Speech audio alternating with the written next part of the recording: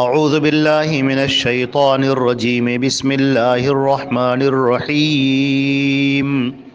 وَإِنَّ الَّذِينَ لَا يُؤْمِنُونَ بِالْآخِرَةِ عَنِ الصِّرَاطِ لَنَاكِبُونَ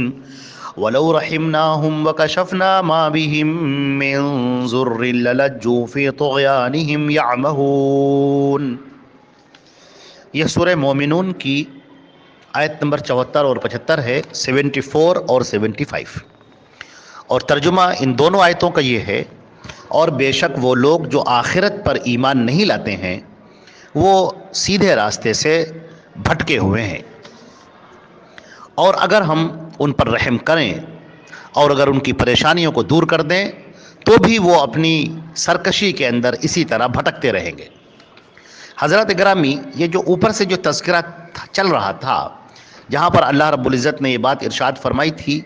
کہ بہت سارے لوگ ایسے ہیں کہ جو بڑی خوشحالی میں ہیں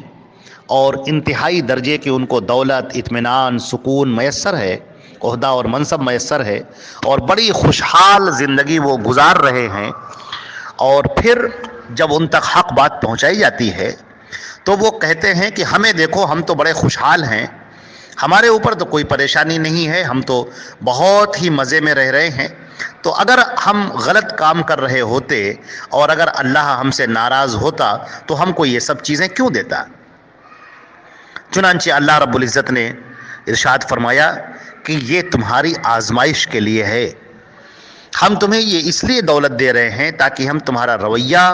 تمہارا برتاؤ، تمہارا کردار ہم دیکھیں کہ یہ دولت کی چکا چون تمہاری آنکھوں پر پٹی باندھ دیتی ہے، تمہارے دل و دماغ میں غرور پیدا کر دیتی ہے، گھمنڈ پیدا کر دیتی ہے، یا تم عاجزی کے ساتھ ہماری طرف رجوع کرنے والے بن جاتے ہو۔ لہٰذا اس دولت کے مل جانے سے تم یہ مت سمجھو کہ اللہ تم سے راضی ہے، تم سے خوش ہے، بلکہ صحیح بات یہ ہے کہ یہ دولت ہو یا غربت اور افلاس ہو، دونوں تمہاری آزمائش کے لیے ہوتے ہیں۔ دولت اس لیے دی جاتی ہے کہ تمہیں آزمایا جائے کہ تم اپنی دولت پا کر کیا کرتے ہو، اور غربت اور مفلسی آدمی پر آتی ہے تاکہ اس کے کردار کی پختگی کو آزمایا جائے کہ وہ اپنے اس غربت کے عالم میں اللہ کی طرف کتنا رجوع کرتا ہے اور کتنا اللہ کا ذکر کرتا ہے۔ اب یہاں پر یہ بات ارشاد فرمائی گئی کہ بے شک وہ لوگ جو آخرت پر ایمان نہیں لاتے ہیں، جو اسی دنیا کے اندر مست ہیں، جو اپنی دولت کو پا کر اسی پر نازاں ہیں، دولت کو بڑھانے میں اور لگے ہوئے ہیں، اور آخرت سے بالکل غافل ہیں، آخرت پر ان کا ایمان ہی نہیں ہے۔ وہ یہ کہتے ہیں کہ ہمیں کچھ نہیں ہوگا، بس اسی دنیا میں ہم بابر بعیش کوش کے عالم دوبارہ نیست، بابر بس عیش کر، عیش و آرام کر، دنیا دوبارہ ملنے کو نہیں ہے۔ تو جو لوگ اس طرح سے کہتے ہیں، اللہ تعالیٰ فرماتا ہے کہ عن الصراط لناکبون، یہ سیدھے راستے سے ہٹے ہوئے ہیں، یہ سیدھے راستے پر لوگ نہیں ہیں، یہ گمراہی کے اندر چلتے چلے جا رہے ہیں، اور گمراہی اور ضلالت کے راستے پر یہ گامزن ہیں۔ لہذا ان کو اپنے رویے پر غور کرنا چاہیے کہ دنیا کی زندگی بہت جلد ختم ہو جانے والی ہے، اور تم آخرت کے دن میں اللہ کے سامنے حاضر ہونے والے ہو، لہذا اس دن کا خیال رکھو۔ اللہ تبارک تعالیٰ نے فرمایا کہ بے شک وہ لوگ جن کا یقین آخرت پر نہیں ہے، جو اسی دنیا کو سب کچھ سمجھ رہے ہیں اور آخرت سے بالکل غافل ہیں، مرنے کے بعد کیا ہوگا اس کی انہیں فکر ہی نہیں ہے، تو یہ وہ لوگ ہیں جو نجات کے راستے پر نہیں جا رہے ہیں، ہلاکت کے راستے پر جا رہے ہیں۔ یہ شیطان مردود کے پیچھے جا رہے ہیں، شیطان ان کو گمراہ کیے ہوئے ہے، حقیقت ان کی آنکھوں سے دور ہے، اوجھل ہے، سچائی سے بہت دور ہیں، اور گمراہی اور ضلالت کے راستے پر چلتے چلے جا رہے ہیں، سر پٹ دوڑتے چلے جا رہے ہیں۔ ان کو چاہیے کہ ٹھہریں، رکیں، غور کریں، تدبر کریں، اپنے اعمال کا جائزہ لیں اور آخرت کے دن پر یقین لائیں، اس لیے کہ اگر آخرت کے دن پر ان کا یقین نہ رہا، قیامت کے دن کو انہوں نے تسلیم نہ کیا، مرنے کے بعد دوبارہ اٹھائے جانے کا انہیں یقین نہ آیا، تو انہوں نے اپنی زندگی برباد کر لی، یہ ناکام ہو گئے، فیل ہو گئی ہے۔ جس لیے ان کو زندگی یہ دی گئی تھی، اس زندگی میں یہ ناکام ہو گئے، یہ فیل ہو گئے۔ اس کی مثال اس طرح سے ہے جیسے کسی اسکول کے اندر کوئی اسٹوڈنٹ پڑھتا ہے، اور ایگزام کا جب ٹائم آیا اور اس کو ایگزام ہال میں بٹھایا گیا، اب اس کا بیگ لے لیا گیا، بستہ وغیرہ سب لے لیا گیا، صرف پینسل وغیرہ اس کے ساتھ میں ہے، پین اس کے ساتھ میں ہے، اور اس کو بٹھا دیا گیا کہ چلو اب تم امتحان دو، اور وہ اسٹوڈنٹ جو اپنی سیٹ پر بیٹھا ہے وہ اپنے چاروں طرف دیکھنا شروع کرے اور یہ کہنا شروع کرے یہ کلاس روم تو ہے نہیں، ہم تو آرام سے رہیں گے، یہ 3 گھنٹے ہم کو بیٹھنے کو ملے، ہم آرام سے بیٹھیں گے، ہم کچھ نہیں کریں گے، ہمیں سے کون پاس ہوگا کون فیل ہوگا یہ کون جانے، یہاں کون کہہ رہا ہے کہ پاس ہو، کون کہہ رہا ہے کہ فیل ہو، کچھ نہیں، ہم آرام سے بیٹھیں گے۔ اب وہ ہال کو دیکھ رہا ہے، ایگزامینیشن ہال کو دیکھ رہا ہے، کرسیوں کو دیکھ رہا ہے، جو دوسرے اسٹوڈنٹ ایگزام دے رہے ہیں ان کو دیکھ رہا ہے، ان کی ہنسی اڑا رہا ہے، ان کا مذاق اڑا رہا ہے، جو ٹیچرز ٹہل رہے ہیں ان کی ہنسی اڑا رہا ہے، دل ہی دل میں سوچ رہا ہے کیا اپنا ٹائم یہ لوگ ضائع کر رہے ہیں، ادھر سے ادھر، ادھر سے ادھر گھوم رہے ہیں۔ دیواروں کی پینٹنگ کو دیکھ رہا ہے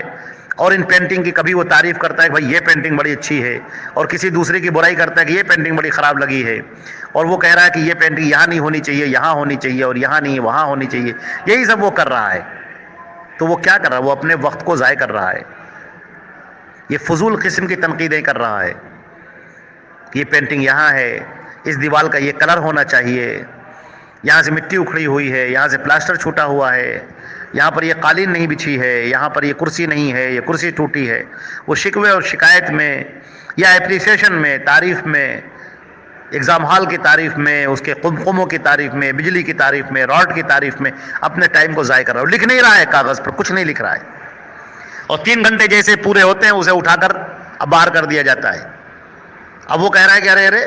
یہ کیا ہو گیا، آپ نے مجھے کیوں باہر کر دیا؟ اب اسے کہا جائے گا جو تم نے لکھا ہے اس کا تم سے حساب لیا جائے گا۔ اور پھر ایگزامینیشن کا جب دن آتا ہے اور جب وہ فیل ہو جاتا ہے، اعلان کر دیا جاتا ہے کہ بچہ فیل ہو گیا، تو اب وہ کوس رہا ہے، افسوس کر رہا ہے، وہ کہہ رہا ہے کہ مجھے امتحان حال میں دوبارہ بھیج دیجئے، میں اچھے سے اچھا لکھ کے دکھاؤں گا، مجھے خوب معلوم تھا، مجھے لکھنا معلوم تھا، پڑھنا معلوم تھا، مجھے تو سبق یاد تھا، میں تو سب کچھ کر سکتا تھا۔ لیکن اب اسے کچھ نہیں بھیجا جائے گا، کچھ نہیں۔ اس نے جو اس کو ٹائم دیا گیا تھا ایگزام کا، اس نے اس وقت کو ضائع کر دیا، ویسٹ کر دیا، اب کچھ نہیں ہو سکتا۔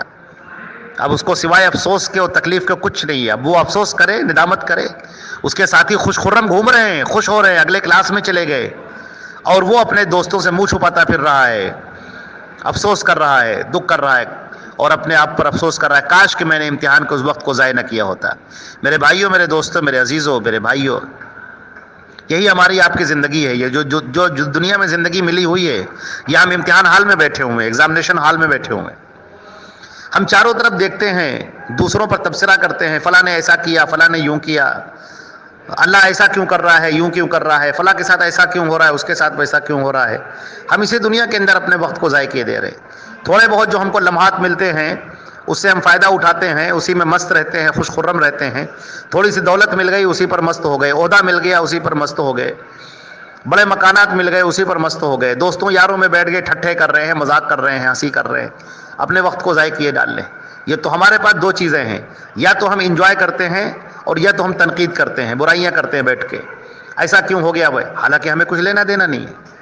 اور انہی چیزیں کرتے کرتے وہ وقت آ جائے گا کہ جب ہم اللہ کے سامنے حاضر کر دیے جائیں گے، اس ایگزامینیشن حال دنیا سے نکال دیے جائیں گے ہم، اور فرشتہ آ جائے گا اور کہے گا چلو اب تمہارا وقت پورا ہوا، یہاں سے باہر نکلو۔ اور پھر ہم کہیں گے ارے یہ کیا ہو گیا، ہمارے ساتھ یہ کیسے پیش آ گیا، ابھی تو ہمیں بہت کچھ کرنا ہے، ابھی تو ہمیں یہ کرنا ہے وہ کرنا ہے، کچھ نہیں، اب ختم۔ اب امتحان کا اب وہ وقت آ گیا، یوم الدین آ گیا،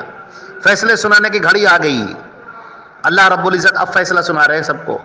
اب کسی کو نام عمل دائیں ہاتھ میں دیا جا رہا ہے، کسی کو بائیں ہاتھ میں، کسی کے لیے اعلان ہو رہا ہے گویا کہ یہ پاس ہو گیا، اس کو جنت مل گئی، اور کسی کے لیے اعلان ہو گیا کہ یہ فیل ہو گیا، ناکام ہو گیا، اسے جہنم میں ڈالا جائے گا۔ اب وہ افسوس کر رہا ہے، کہہ رہا ہے کاش مجھے دوبارہ بھیج دیجیے آپ اسی دنیا میں، دیکھیے ہم کتنے عبادت گزار ہو جائیں گے، کتنی نمازیں پڑھیں گے، کتنا اللہ کا ذکر کریں گے، ہم شرک نہیں کریں گے، ہم توحید پر قائم رہیں گے، ہم غلط کام نہیں کریں گے۔ جب کرنے کا وقت تھا تب اس نے کچھ نہیں کیا، اب سوائے افسوس کے اس کے پاس کچھ نہیں، اب وہ دکھ کا اظہار کر رہا ہے۔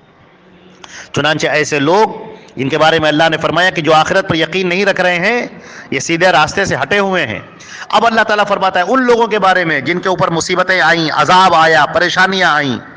جن کو اللہ نے سزائیں دیں، اسی دنیا میں سزائیں دیں، اللہ تعالیٰ فرماتے ہیں اگر ہم ان پر رحم کر بھی دیں اور ان کے اوپر جو پریشانیاں آئی ہیں ہم اس پریشانی کو دور کر دیں، تو تم کیا سمجھتے ہو کہ یہ اپنی اصلاح کر لیں گے؟ نہیں، ہرگز نہیں، یہ پھر اسی طرح سے کرتے رہیں گے جو سرکشی میں ڈوبے ہوئے ہیں یہ، کیونکہ ان کی فطرت نہیں بدل رہی ہے، ان کا ذہن تبدیل نہیں ہو رہا ہے۔ یہ اللہ کو تسلیم نہیں کر رہے ہیں، آخرت کے دن پر یقین نہیں رکھ رہے ہیں، نبی کی بات کو سن ہی نہیں رہے ہیں، نبی پر ان کا ایمان ہی نہیں ہے. تو اگر ہم ان پر سے مصیبتیں ہٹا دیں، پریشانیاں ہٹا دیں، یہ عذاب دور کر دیں، تو بھی یہ وہی کریں گے جو یہ کر رہے ہیں. لہذا ان کے لیے عذاب ہی بہتر ہے. اب ان کے لیے ان کو سزا دینا ہی ضروری ہے. اب ان کو سزا دینا ہوگا ان کے جرم کے اوپر. اللہ تعالیٰ نے فرمایا وَلَوْ رَحِمْنَاهُمْ، اگر ہم ان پر رحم کر دیں اور ان کے اوپر کی جو پریشانیاں ہیں من ذر کہتے ہیں دقتوں کو، پریشانیوں کو، مصیبتوں کو، لَلَجُّوا فِي طُغْيَانِهِمْ، تو یہ ضرور بے ضرور اصرار کریں گے، اسی طرح سے کرتے رہیں گے، کنٹینیو فی طغیانہم، اپنی سرکشی میں، یعمہون، بھٹکتے رہیں گے آنکھوں کے اندھے کی طرح، ادھر اور ادھر سر مارتے رہیں گے اور ادھر ادھر گھومتے رہیں گے. تو جیسے سرکشی انہوں نے اختیار کر رکھی ہے ویسے ہی کرتے رہیں گے. تو بدلاؤ تو دل سے آتا ہے، بدلاؤ تو ذہن سے آتا ہے. جب آپ نبی کی باتوں کو سنیں گے اور عمل کرنے کے لیے سنیں گے تو آپ کے اندر تبدیلی آئے گی. جب آپ نے نبی کی باتوں کو سنا ہی نہیں، اپنے کان کو بند کر کے رکھا، نبی کی باتوں کو سننے کے لیے تیار نہیں، اور سن بھی لیا تو عمل کرنے کے لیے تیار نہیں، تو پھر زندگی میں سوائے ناکامی کے کیا ہاتھ آئے گا؟ کون سا آپ نے پاس ہونے والا ایگزام دیا ہے کہ جس کے لیے آپ کو خوشی ہو؟ دنیا تو اسی طرح سے حرام اور حلال کی فکر نہیں کر رہی ہے. آپ نے بھی نہ حرام کی فکر کی نہ حلال کی فکر کی. پیسہ آنا چاہیے چاہے جہاں سے آئے. تو یہ جو صورتحال ہے، یہ صورتحال جب تک بدلے گی نہیں تب تک ہم آخرت میں کامیاب نہیں ہو پائیں گے. آخرت کی کامیابی کے لیے سب سے پہلی شرط ہے عقیدے کا درست ہونا، توحید پر قائم ہونا، شرک سے دور رہنا. اور دوسری چیز ہے نیک اعمال کرنا. نیک اعمال وہ ہیں جو ہمارے نبی کے سکھائے ہوئے ہیں، اور ان سب کا طریقہ یہ ہے کہ ہم قرآن اور حدیث کو پڑھنے والے بن جائیں، سمجھنے والے بن جائیں، پھر عمل کرنے والے بن جائیں. اللہ تعالی ہم کو اور آپ کو توفیق عطا فرمائے. السلام علیکم ورحمۃ اللہ وبرکاتہ.